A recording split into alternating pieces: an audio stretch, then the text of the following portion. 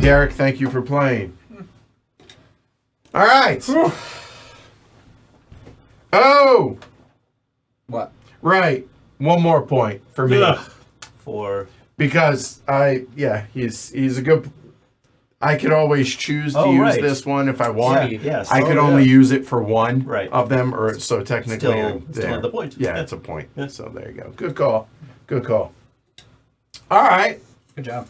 So everybody's played this a bunch, right? I think. Twice. Played it, Well, third time, I guess, for me. haven't played it for a while until more recently. Until we played it. Yeah. Yes. 4 years. 2 days ago, right? It's been 4 years since the last time I played it. Okay. So does it hold up? Do you like... Look, okay, let's be clear. It's a sponsor stream. Normally we don't do roundtables for these. This game came out in 2009.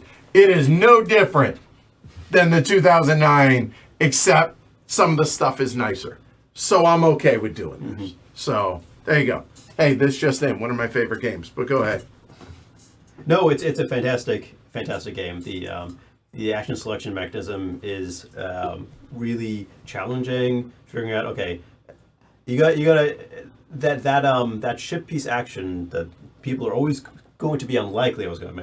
Maybe there's once in the entire game when it sort of went a little bit further along the track. Somebody is usually snapping it up. And then there's the canals to be able to move the boat, and then you have to get the captain, and you have to arrange everything in the right way, and you might be ready to build your ship, but you may not have the canal, and so getting everything ready and figuring out which action should I do now, or which action are other people going to need to do that may get in my way is really interesting.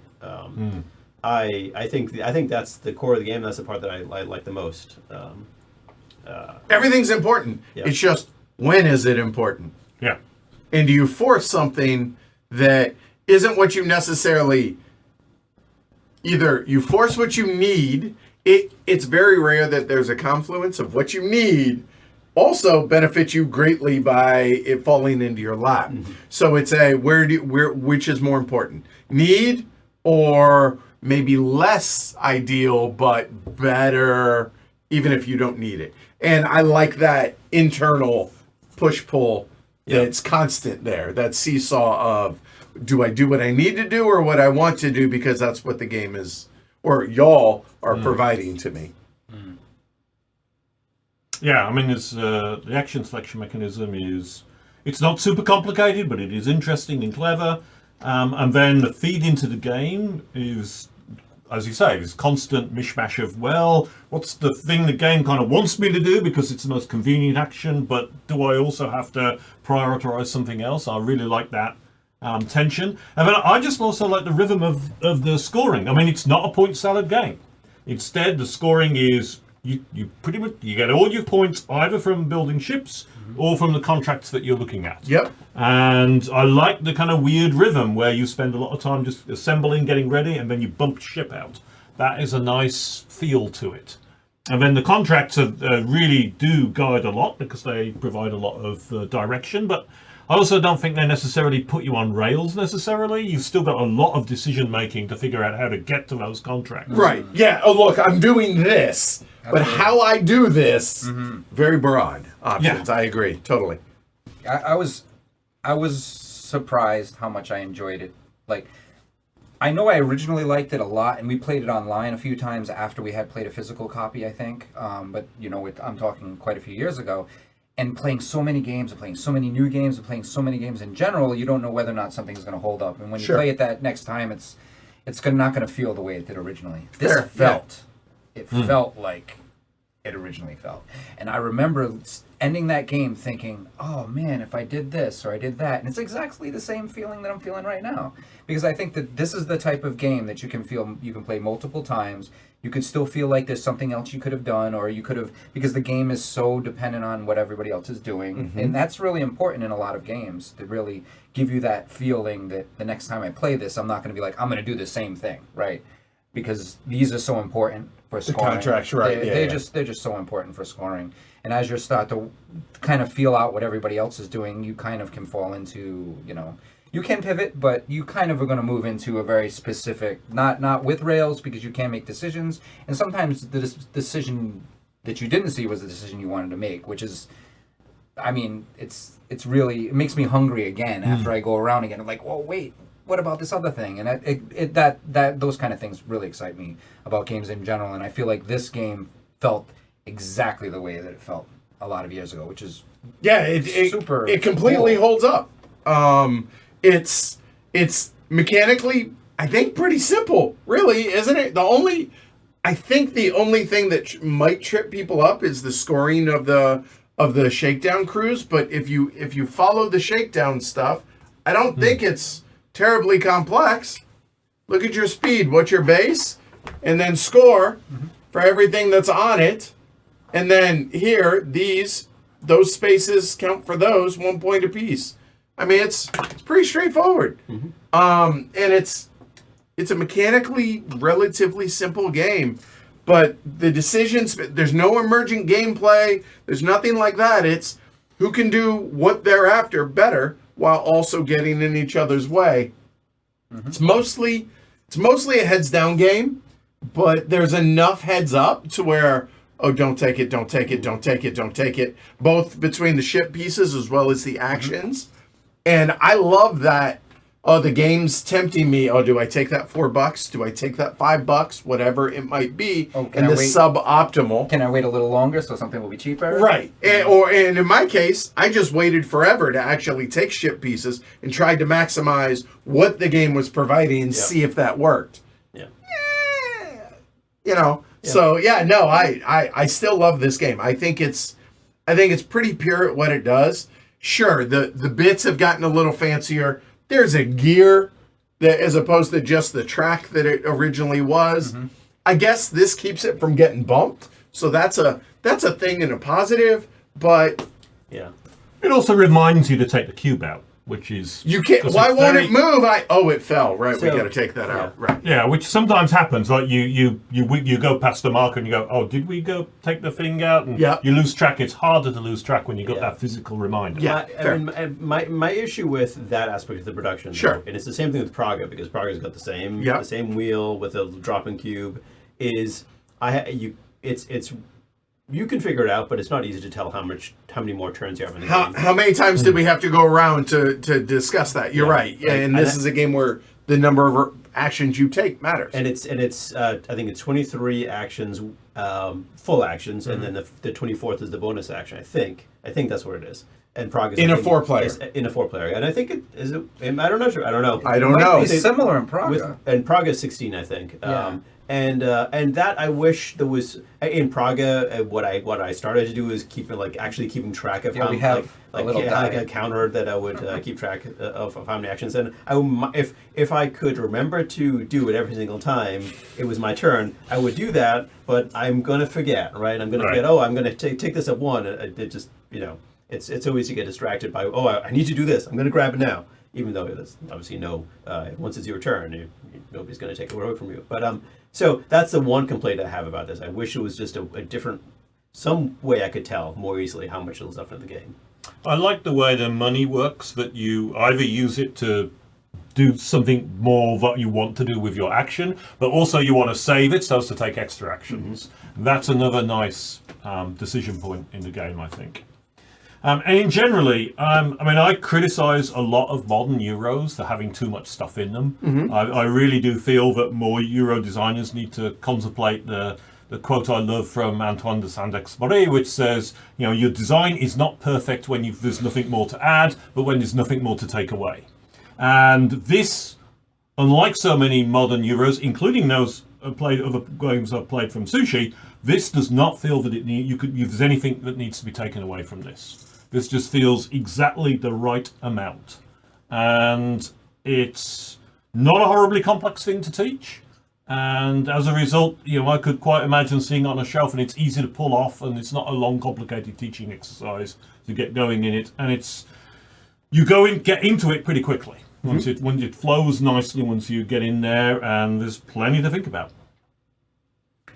There's a fair bit of randomness, but I don't feel that I don't feel like it impacts the game in any meaningful way, right? Like, sure, the way the ship pieces come out, and I've never once actually figured out what the difference between the level 1 middles and level 2 middles are. It's a piece distribution thing. Yeah. That's all it is. I've never bothered to try and figure out what those are. I just see the market as it is, and I'm like, is now the time to pounce, or can I wait? Right. Yeah. And nothing. Not to echo what you said, but kinda. I don't know that there's anything here that doesn't belong. On the first versus second edition, I'm not convinced of the shift from the propeller to the Bram Stoker. It just, I mean, I can see what they were trying to do, make all of these people instead of 3 people in a propeller, which kind of looked odd. I don't remember it particularly as striking me as odd at the time, but I guess it does look odd. But now you've got all these special exceptions of things you can't do with Bram. I don't think you can put him in a regular cabin, for instance. You can't. But human beings go in cabins, and he doesn't right? count as a point. He doesn't count as a point. I mean, then you've got to make all these exceptions. And it's only when you explain that he was a propeller that, that's why he's always on the stern. Right? I mean, I think I would be happier with a propeller. And it also kind of makes more sense. Oh yeah, the steam and the propeller. That kind of goes together. And propellers tend to go faster. Yeah. Right? So, I'm not sure with that change. But otherwise, I mean, it's pretty much the same and nice. And I like the way they've made this compact. It's not a table hog. No, not at all. Even with 4 players, this is pretty tight. It's pretty good size. Like, not a table hog at all. Look, I'm the first to complain about maybe we could make it bigger, sarcastically. But no, I think this, I mean, if you take this off screen and you take that off screen, that is awfully tight. Yeah. And these are the exact size they need to be. Yeah. And that is the size of your stuff. Everything that you need fits on this. Yep. So now, I got accused of not loving fun when we punched this on Saturday, because I'm like, okay, that's completely extraneous. And I also said that about this. But I'll be honest, I've come around on this one because it's big enough to be able to take them out easily. It stores it, even if you store it vertically. It's unnecessary. It looks cool, but it's unnecessary. But it is functional. It does hold it, but it doesn't hold it in storage. Like you take these out and put them into baggies. Yeah. Right? So just that's the other. But at least this has that cover. Just make sure that you use that little wedge. Yeah, and you'll need something other than that little wedge because that separates. It's too thick. Yeah, it just doesn't work.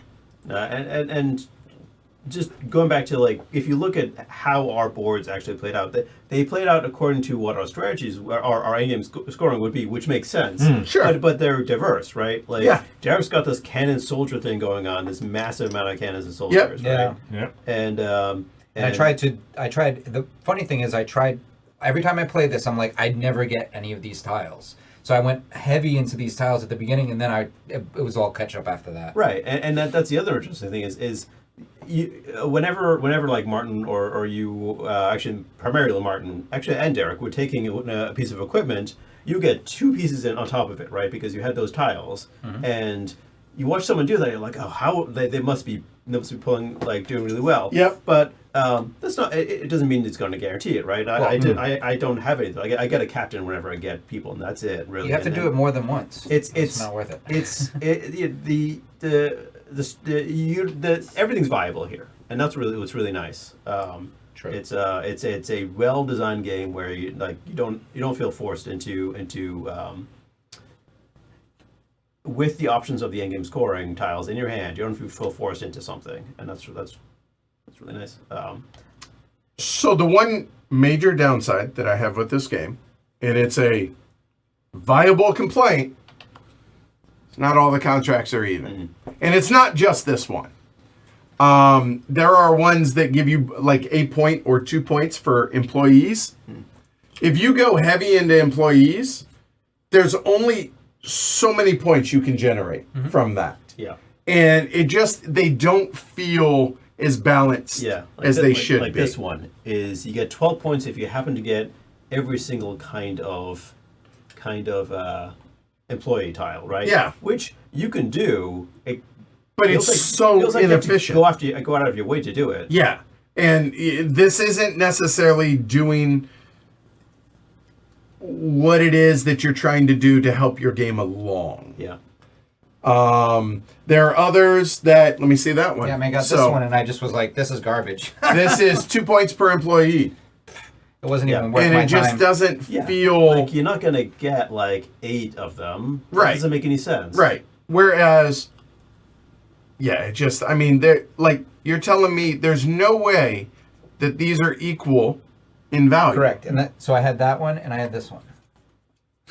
I was like, I'm not doing any of those. I was like, there was the lanterns I could see. there was no lantern. There's lantern. There's Eventually there were. Yeah. Yeah. But there was none at the beginning. So. But yeah. the point is, they don't feel equal. Mm-hmm. And that was our biggest complaint when we reviewed this game on the podcast way back in the day. And the fix that we came up with is put out 5 or 6 Public goals of each color, and everybody can choose one of each color. It could happen to be the same one. It could not. The only downside to that is people kind of telegraph what one they're going for. You can tell. Yeah. And if multiple people go for the same thing, it makes getting the ship pieces more difficult. And the number people. one, Right. and the other thing is scores tend to congregate more by doing that because you're going for the same goals. You're probably going to score very similar. Yeah. So that's the only downside to that. But it eliminates the inequality of the contracts when it's clear that there is a unbalance or imbalance on that. Yeah. Yeah. I think this might be my only 4-player game because I don't remember ever seeing that. Oh, the 2. It's funny. Like I mostly played this at 4 when I played it. So Yeah. And tomorrow gonna play it at solo. So I've never done it solo, and I assume it's going to be like a Suchi. So it's a quick little flip a card, do a thing, and there's 2 AI bots that get in your way. So it's 3. So it's It's 3, but they just get in your way. Yeah. And it's low overhead. From what I was reading in the comments, low mental overhead and just that's cool. get into it. So which is kind of what you want, right? A lot of times. So there you go. Somebody was asking for a Suchi game rankings. This is still my number 1. So let's see. Oh God, no. Yeah, hold on 1 second. We'll see what we can do here. Let's bring this up. Bring up Suchi and his main games. All right. So going back to League of Six, Shipyard, 20th Century, which is really underrated. Last Will, Prodigals Club, Pulsar 2849, Underwater Cities, Praga, Messina. Oh, that came out after last. Woodcraft, Evacuation, and then it has this again, but it's Shipyard. Messina, yeah. So, with that said, okay, sure, I'll go first. Shipyard, number 1. So I haven't played all of these, and I would have to play 20th Century again. Mm-hmm. But I remember really, really liking that game. So my gut says top 4, Shipyard number 1, and then it's close between 20th Century, Evacuation, and Praga for me. Mm-hmm. And maybe Underwater Cities could be in the running with the expansion. With the expansion. With the quick start. With the quick start, because otherwise it just it overstays. Yeah, so that's where I would fall. I Anybody think want to Underwater take a Cities shot? might be my favorite of the current ones.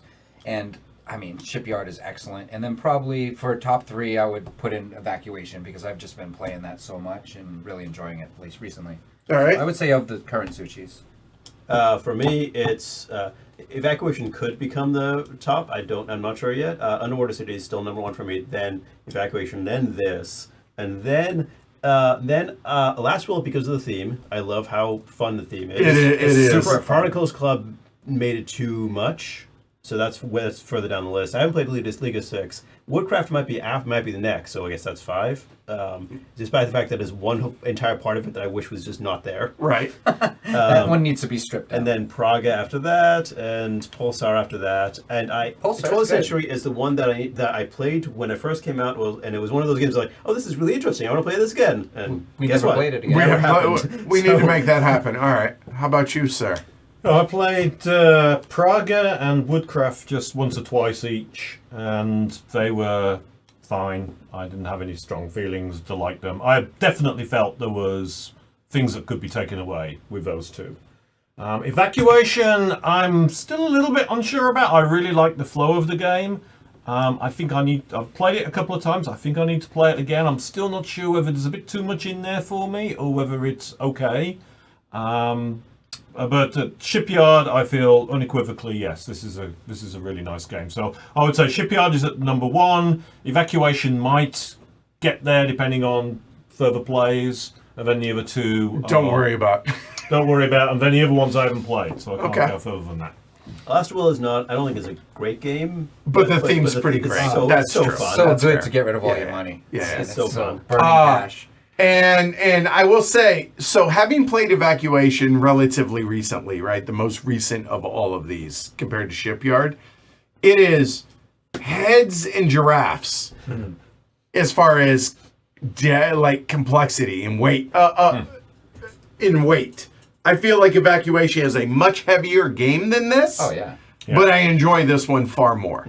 Yeah, and that's an important factor because when you've got so many games, again, you don't want to pull a game off and go, oh, I've got to teach this. Yeah, it's going to be work. Yeah, and it's It won't be nice fun. when it's something like this has that. As I said, it's just that nice level of game. Yeah, we played. It's a warm hug, is what this is. This game to me, I love this. We played Evacuation for maybe 3-4 weeks ago with Craig, and Oh, yeah. and so it was just you, me, and Craig, and so I was able to, and so we were teaching one person, and he learns great games as well. So I think he that runs fast, that was a lot that worked out really well. Yeah. But yeah, if it's a harder one to teach. And we played in 2 hours, too. Yeah, and that's what this has going for it. Is it's an easier teach. It's easier for people to understand the flow of the game. And if you haven't played this in a year, you bring it off the shelf, it's not hard to get back into it, right? I mean, I still felt all the same things that I felt when I played Evacuation. Because getting all the things that you need and the actions with other people doing things. With Evacuation, I was like, oh, I'm kind of doing this thing. I don't know, whatever you're doing over there. I'll just do my thing. But this, I had to actively worry about losing things. So, I mean, I felt more engaged, actually, in this game than I do Evacuation. There you go. You have 20th century, right? Maybe. I'll have to look. I can get a copy. Phil says, I wonder if suggested contract groupings would work with this. It might feel a little samey if that's the case. There is like in the back of the rolls. There is There is sets. groupings. Yeah. Are there? For the first If you games, they go back a recommend that. page, I think, or 2 maybe. Oh, government contracts. So it says, You start with those sets. oh, yeah, there are fixed starting contract sets. There are 4 of them. So I don't know. You could try it, I guess. I almost got that. Yeah, so exactly there you what I go. But in my opinion, I would take out the one that feels way OP, and then either individual contracts like what we did, or like what we did in the previous stream years and years ago, public contracts and problems. There you go. All right, that's a wrap. That's it. I will be back tomorrow afternoon. I am doing a solo of this, and then tomorrow night we are reconvening, sitting down there, Weimar. And that's a wrap for the week because I'm off to Circle DC convention after that. So I'm Edward. I'm Derek. Trey. I'm Martin. Give them what they want. One more time. Give them One more. One funds is not enough for you. Never. All right. Like, subscribe, like you said. Certainly appreciate it. Patreon.com/HGHQ. We're out of here. Y'all have a good rest of your night. Take care, everybody. And thanks for watching, y'all. Hopefully it was fun or informative or helpful or maybe all of the above or some of the above. If so, consider watching one of those videos and subscribing to the channel certainly does help, and maybe even consider supporting us over on Patreon. All of those things really do help the channel. We appreciate it. Thanks, y'all.